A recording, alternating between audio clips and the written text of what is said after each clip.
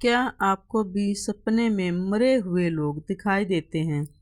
किसी को मरे हुए पितर श्री सपने में दर्शन देते हैं तो किसी को अपनी मृत माता के दर्शन होते हैं। शायद आपने भी सपने में मृत परिजनों को अवश्य ही देखा होगा, लेकिन सुबह उठने के बाद आप उस सपने को दुर्लक्ष कर देते हैं। क्या आपके मन में कभी ऐसा विचार आया कि आपने सपना क्यों दिखाई दिया? इस सपने का क्या अर्थ हो सकता है? लेकिन आप क्या जानते हैं, सपने में मरे हुए पितर दिखाई देने पर हमें महत्वपूर्ण संकेत मिलते हैं। सपने में मृत पितर दिखाई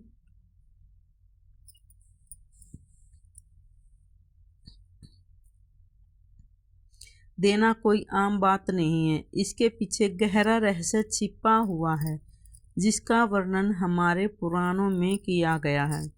तो चलिए आपको सुनाते हैं वह प्राचीन महान कथा। इस कथा को सुनने मात्र ही पितरों की कृपा प्राप्त होती है, इसलिए सुनती है। मैं एक कथा। एक बार देवर्षि नारद यमराज से मिलने के लिए यमलोक जाते हैं। यमराज देवर्षि नारद का बड़े प्रेम से आदर व सत्कार करते हैं। उन्हें प्रणाम करते हुए पूछने लगते हैं, हे देवर्षि, यमपुरी में आपका स्वागत है। आपके चरण से आज मैं धन्य हुआ और आपके चरण पड़ने से यमपुरी की शोभा बढ़ गई है। इस प्रकार से यमराज के द्वारा स्वागत किए जाने पर देवर्षि नारद प्रसन्न होते हैं और यमराज को भी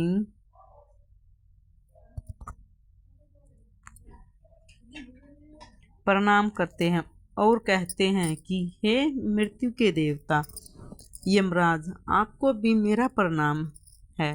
आपका सादर सत्कार से हम अत्यंत प्रसन्न हुए। फिर यमराज नारद जी से कहते हैं, हे देवर्षि, आपका क्या प्रयोजन है?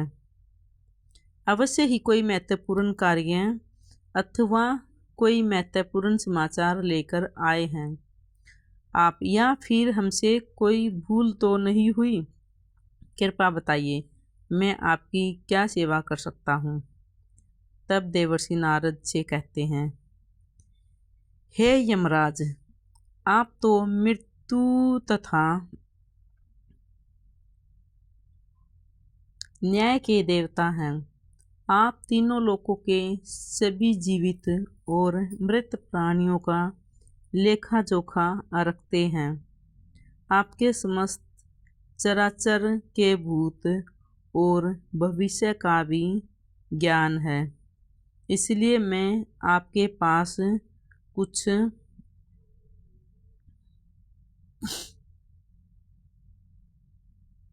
शंका लेकर आया हूँ, जिसे दूर करने की कृपा करें। फिर यमराज कहते हैं, हे देवर्षि, आप सत्य कहते हो। हम तीनों लोकों में निवास करते हैं, सभी जीव और शस्त्रों का ज्ञान रखते हैं, किंतु आपके मन की बात जानना हमारे बस की बात नहीं है।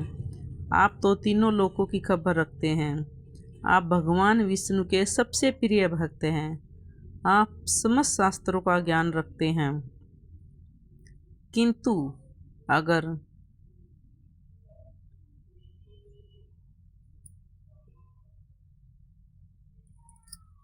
आप मुझसे कुछ जानना चाहते हैं तो मैं अवश्य ही आपकी सहायता करूँगा। हे देवर्षि, आपकी जो भी शंका है और प्रश्न है, आप निसंकोच पूछ सकते हैं। मैं आपके सामर्थ्य के अनुसार उसका जवाब देने का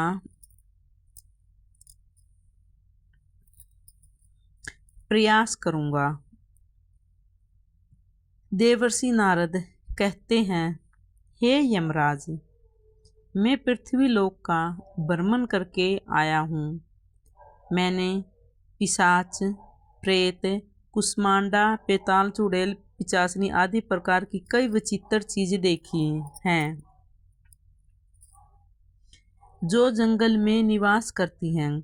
इसके साथ ही मैंने देखा यह सभी दुष्ट शक्तियाँ मनुष्यों को परेशान करती हैं, उन्हें दुख देती हैं।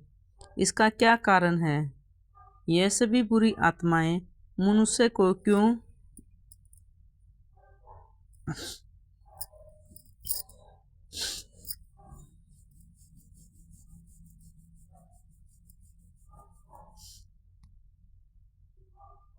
परेशान करती हैं तथा मेरे मन में एक प्रश्न है कि मनुष्य कई बार सपने में अपने पूर्वजों को देखता है तो उसका क्या अर्थ होता है? सपने में मरे हुए लोग दिखाई देने का क्या मतलब है? या मनुष्य को कोई संकेत मिलते हैं?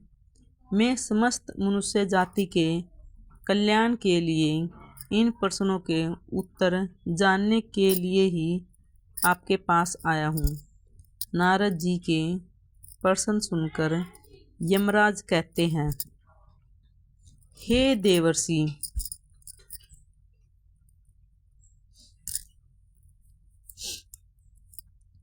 अपने समस्त मानव जाति के कल्याण के लिए उचित ही प्रश्न किया है। मैं आपको इन सभी प्रश्नों के उत्तर अवश्य ही देता हूँ, किंतु इससे पहले मैं आपको अत्यंत पवित्र कथा सुनाता हूँ।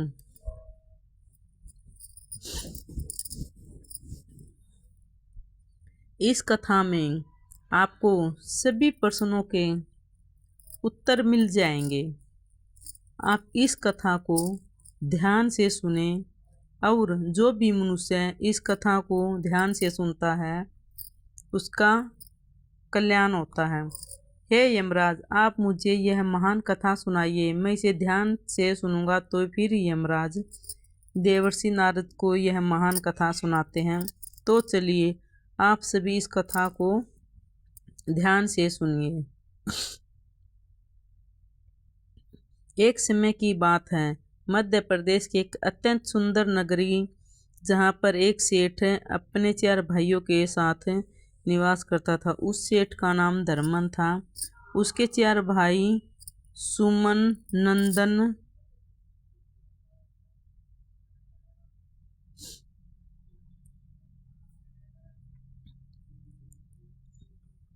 विचन और विधान थे। सेठ और उसके सभी भाइयों का विवाह हो चुका था। वे सभी बड़े प्रेम से एक दूसरे के साथ रहते थे। सेठ के पास किसी चीज़ की कमी नहीं थी। वह और उसके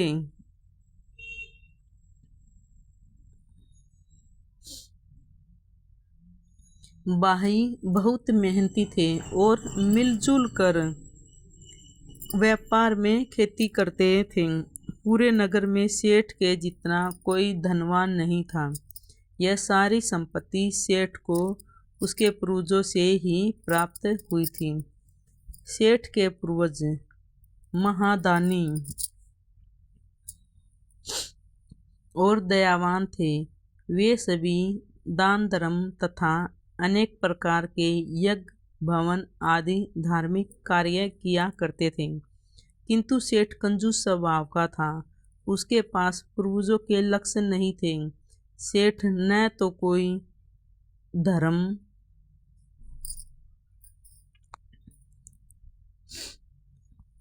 करता था और न ही वह हवन आदि कार्य करता था।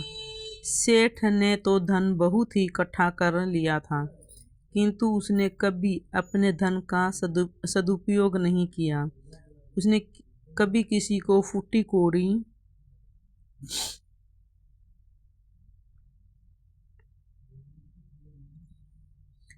भी नहीं दी थी और न ही उसने कभी दूसरे को भोजन करवाया। सेठ के पुरुष तो मंदिरों में भंडारा किया करते थे, गरीबों को वस्त्र तथा अनुदान किया करते थे, लेकिन सेठ ने अपने पूर्वजों का कभी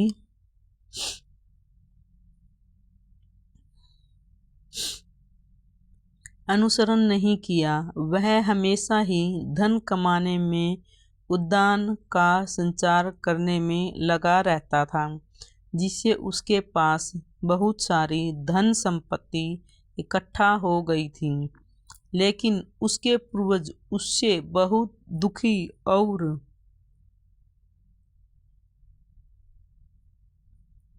नाराज हो गए। फिर पितृपक्ष आया। पितृपक्ष में सभी पूर्वज अपने पुत्रों के द्वारा श्राद्ध और तर्पण की अपेक्षा कर रहे थे, किंतु उसके किसी भी पुत्र ने अपने पूर्वजों के लिए न तो श्राद्ध किया और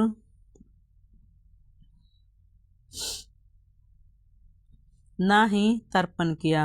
उन्होंने ना दान धर्म किया और ना ही किसी भूखे प्राणी को भोजन कराया। अपने पुत्रों की ऐसी दृष्टि देखकर सभी पितर अत्यंत दुखी हुए। सेठ के पूर्वज को अपने पुत्रों का व्यवहार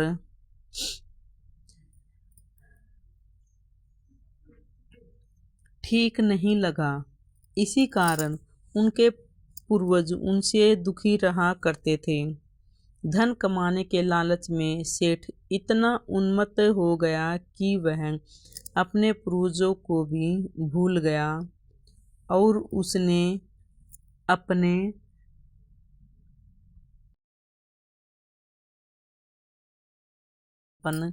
आदि कार्य करना भी बंद कर दिया, जिसके उससे उनके पूर्वजों की आत्मा की तृप्ति नहीं हुई। तो उसने अपने पुत्रों को ऐसा व्यवहार से दुखी रहने लगे। फिर एक दिन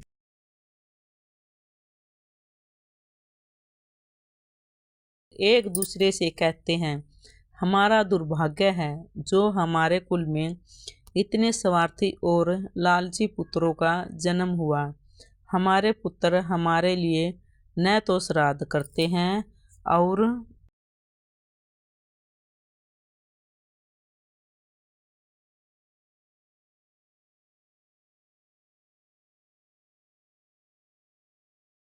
ना ही दान धर्म करते हैं। हमारे पुत्रों के कर्मों के कारण हमारा पतन हो रहा है। इस प्रकार से विचार करके वे सभी पूर्वज अपने पुत्रों से मिलने के लिए जाने के विषय में सोचने लगे और कहते हैं, हमें यमराज के पास जाना चाहिए। अब वही हमारी इस समस्या का समाधान कर सकते हैं। हम सभी यमराज के पास जाकर उनसे हमारे पुत्रों से मिलने की अनुमति मांगेंगे। फिर सभी पितरगण आकाश मार्ग से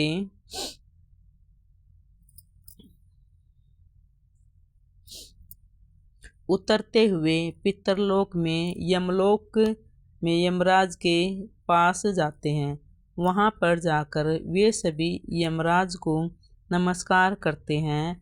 पितरगणों को यमपुर में आया हुआ देखकर यमराज भी उनका स्वागत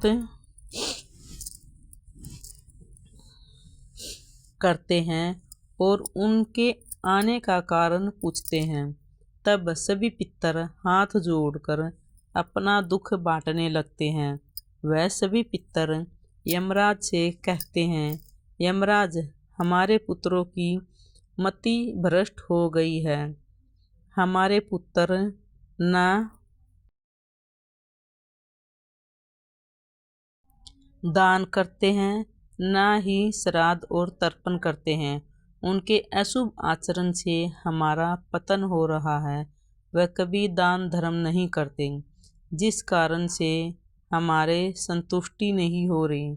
कृपया आप हमारे पुत्रों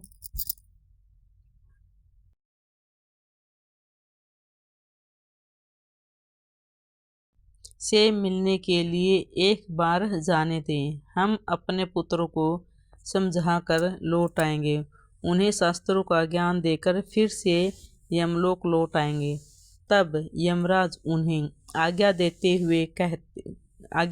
हुए कहा, हे महान आत्माओं, तुम अपने पुत्रों को मिलने के लिए तो नहीं जा सकते, किंतु तुम अपने पुत्रों को स्वप्न के माध्यम से संकेत अवश्य दे सकते हो। इसलिए आप सभी अपने पुत्रों को उनके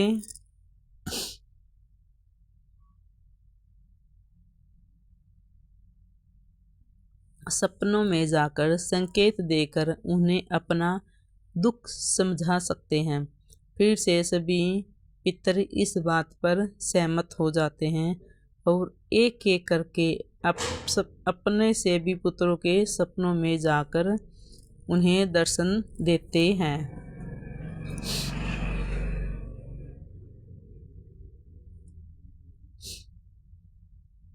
सबसे पहले वह अपने बड़े पुत्र धर्मन सेठ के सपने में उसे दर्शन देते हैं और उसे संकेत देते हैं, किंतु उसका बड़ा पुत्र उनके संकेत को समझ नहीं पाता।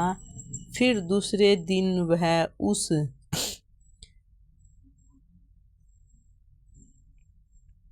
सपने को भूल जाता है और अपने पितरों के द्वारा दिए गए संकट को भी नज़रअंदाज कर देता। फिर फिर से पितर नाराज हो जाते हैं और अन्य पुत्रों के सपने में जाकर उन्हें दर्शन देने लगते हैं तथा उन्हें अनेक प्रकार के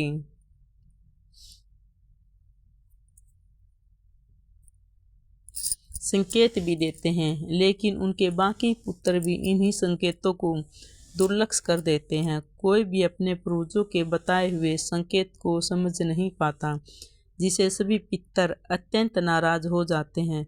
सेठ और उसके भाई धन कमाने के